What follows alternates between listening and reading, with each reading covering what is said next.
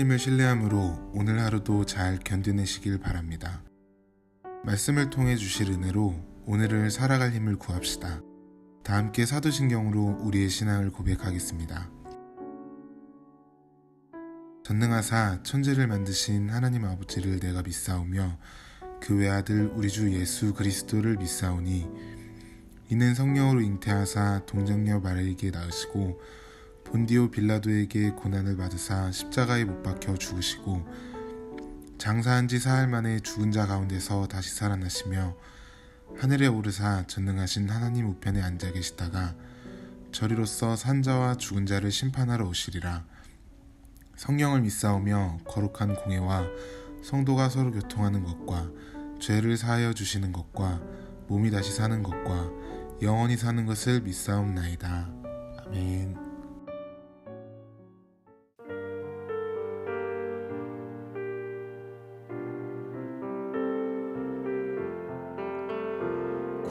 주와 함께 나 죽었으니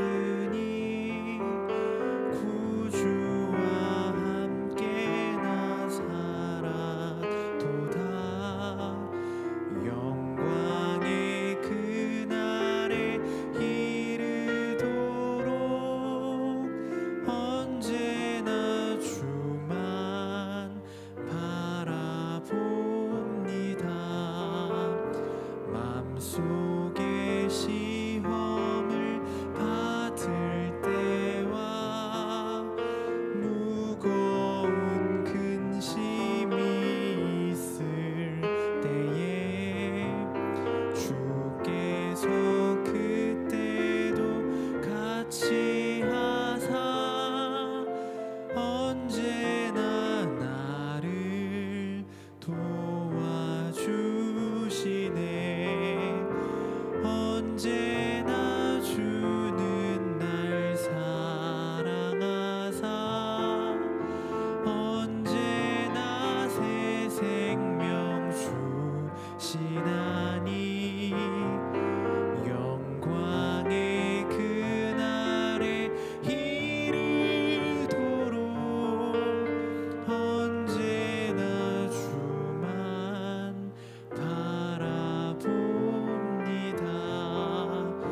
뼈아픈 눈물을 흘릴 때와 쓰라린 마음으로 탄식할 때 주께서 그때도 같이 하사 언제나 나를 생각하시네.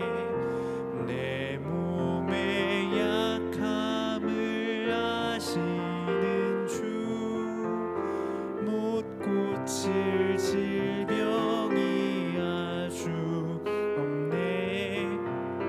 괴로운 날이나 기쁜 때나 언제나 나와 함께 계시네.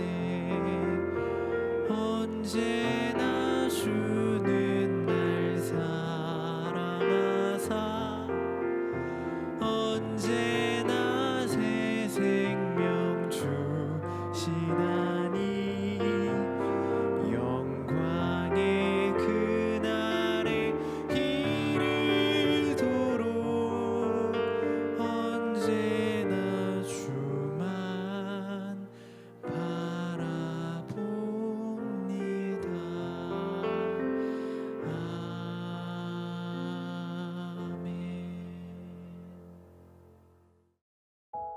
우리가 오늘 나눌 말씀은 사도행전 22장 12절부터 23절까지입니다.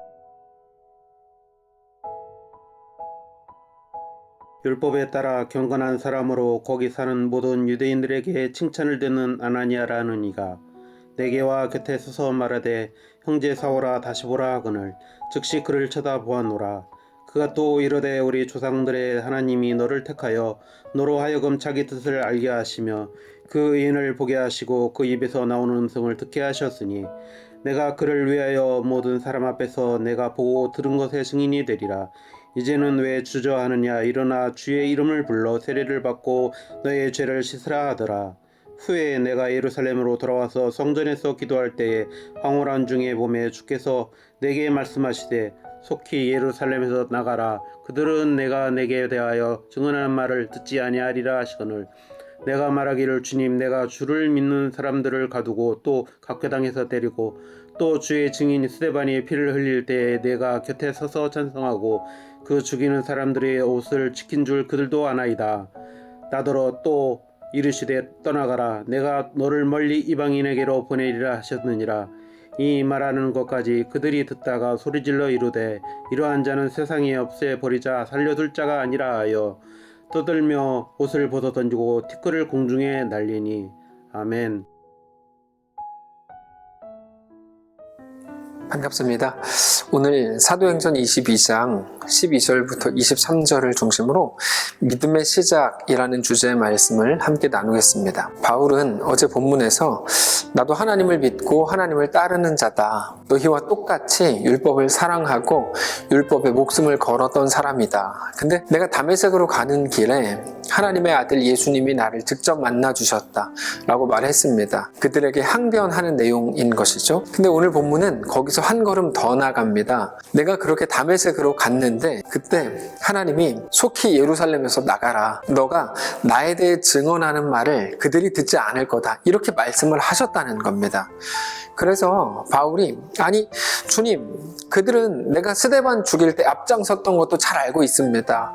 나는 그들의 편이었고 그들도 그거를 잘 알기 때문에 그들도 내 말을 듣고 내 말을 믿을 겁니다. 내가 그들과 같은 편이었기 때문에 예수님이 나를 만나주셨다고 하는 것, 예수님이 우리의 구세주라고 하는 모든 것들에 대해 내가 증언한다면 그들은 더 잘 들을 겁니다. 근데 왜 나에게 예루살렘에서 떠나라고 하시는 겁니까? 라고 이제 질문했다는 겁니다. 그게 19절입니다. 내가 말하기를 주님 내가 주를 믿는 사람들을 가두고 또 각 회당에서 때리고 또 주의 증인 스데반이 피를 흘릴 때 내가 곁에 서서 찬성하고 그 죽이는 사람들의 옷을 지킨 줄 그들도 압니다. 그 말은 나도 그들과 같은 처지였고 심지어 그들의 리더였습니다. 이제 내가 예수께로 돌이켰고 그러므로 내가 그들을 설득하면 설득이 더 잘 되지 않겠습니까? 왜 나에게 예루살렘을 떠나라는 겁니까? 이런 말인 겁니다. 그때 하나님은 바울에게 그래도 떠나가라. 내가 너를 이방인들에게로 보낸다 라고 말씀을 하십니다. 21절인데요.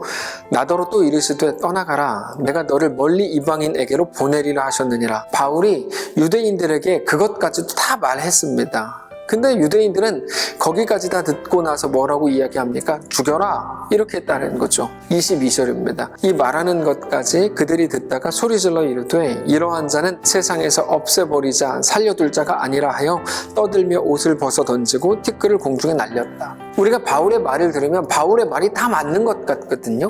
바울이 그들의 리더였고 그런데 그들의 리더였던 바울이 변화되고 예수를 믿었다면 설득력이 충분히 생길 것 같은 느낌이 듭니다.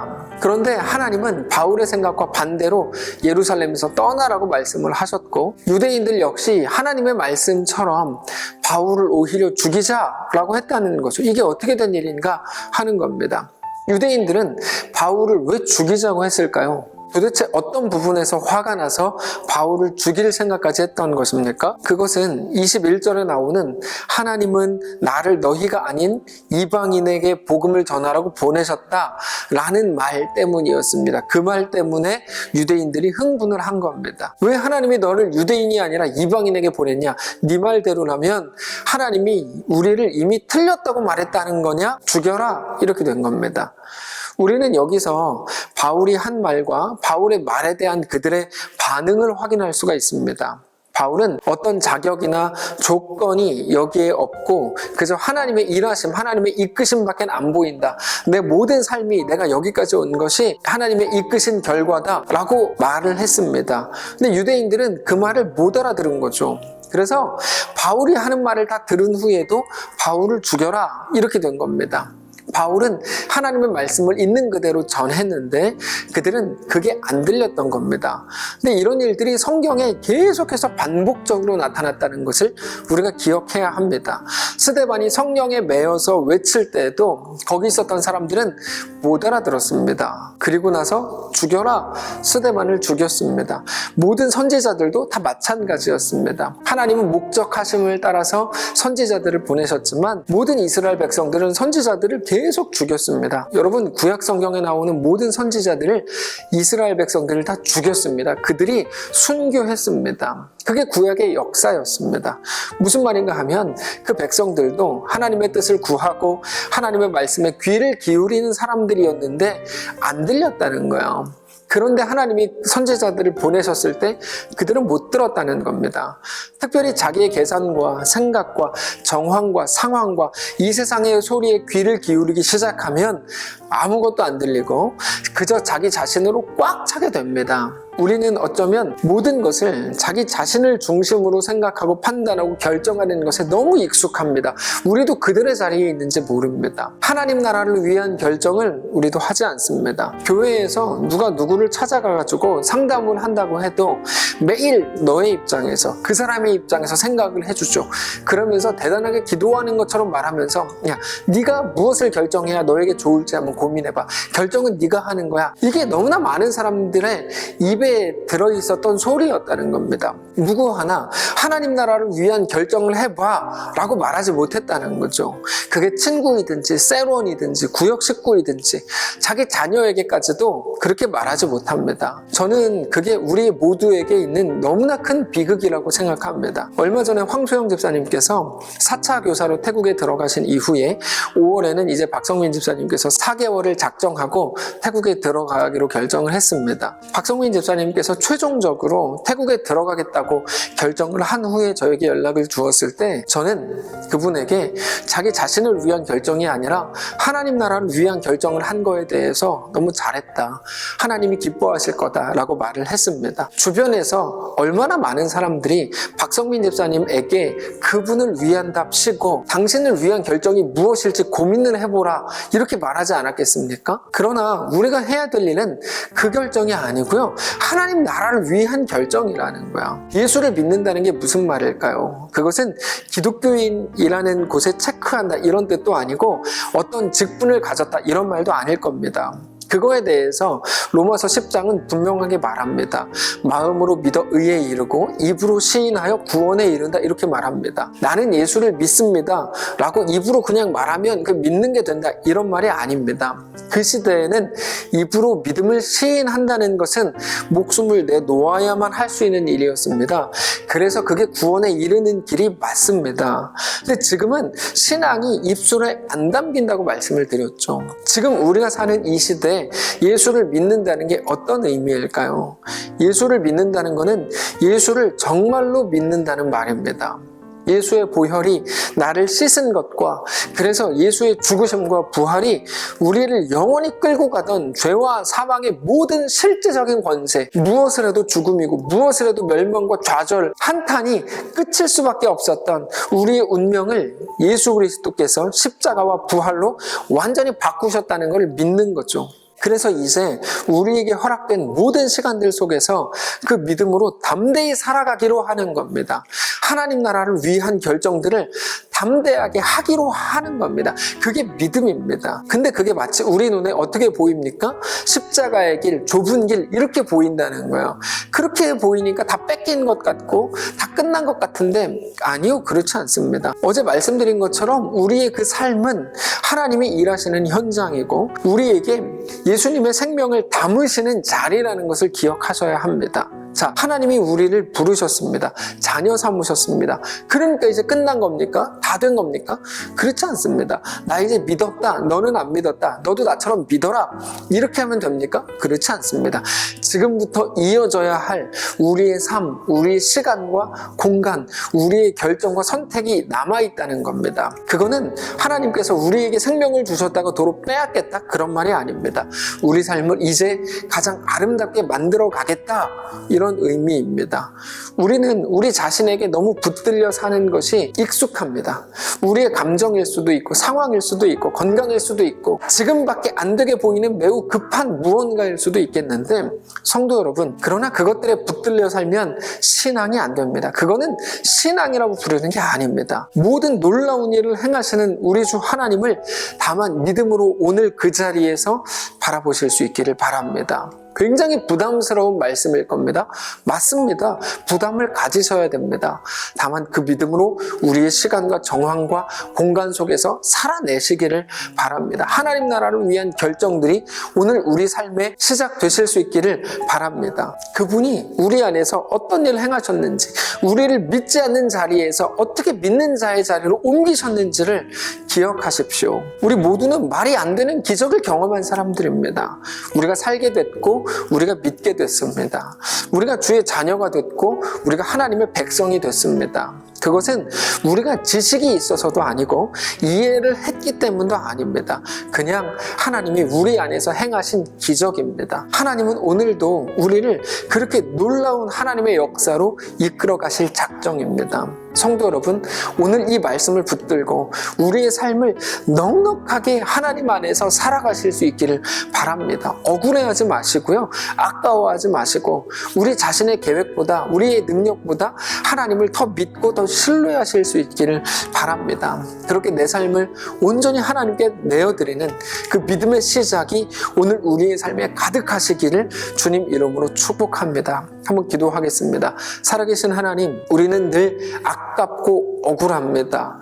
내가 예수를 믿고 구원 얻은 것 거기까지 너무 감사한데 그렇다고 나한테 이것까지 하라고요? 어떻게 보면 논리적으로 맞지도 않는 항변들이 우리에게 너무 많습니다. 내 자신을 위한 결정들로만 꽉 채웠던 게 우리의 모습인 줄을 인정합니다. 우리를 불쌍히 여겨주시고 이제 우리를 좀 새롭게 하셔서 믿음을 주시고 힘을 주시고, 그래서 우리에게 허락된 모든 시간과 공간 속에서 나를 위한 결정이 아니고 예수 모르는 결정이 아니고 하나님 나라를 위한 결정이 시작될 수 있도록 하나님 인도하여 주시옵소서. 연약한 우리를 불쌍히 여겨주시고 매 순간 그때마다 우리와 함께 하셔서 내가 너와 함께 한다, 진짜다, 걱정하지 말고 두려워하지 말라, 너의 모든 삶을 내가 맡아주겠다 약속하셔서 그 믿음 가지고 승리하는 오늘 하루, 이번 한 주의 삶이 될 수 있도록 축복하시옵소서. 사랑하는 성도들 어디 있든지 거기에서 승리하며 주의 영광을 바라보는 귀하고 복된 주의 성도들 다 될 수 있도록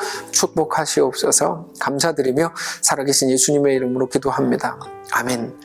사랑하는 성도 여러분, 어디 계시든지 하나님께서 우리에게 허락하신 오늘 이 시간, 이 공간 속에서 주님을 바라보며 하나님 나라를 위한 결정들로 우리의 삶을 채워나가게 되시기를 주님 이름으로 축복합니다. 특별히 오늘은 치앙마이에 들어가 있는 황소영 집사님을 위해서, 그 사역을 위해서, 건강을 위해서, 그리고 또 함께 들어가기로 결정한 박성민 집사님의 그 결정을 축복하면서 그의 앞날과 또 모든 사역을 위해 함께 기도해 주시는 귀한 날 되시기를 바랍니다. 감사합니다.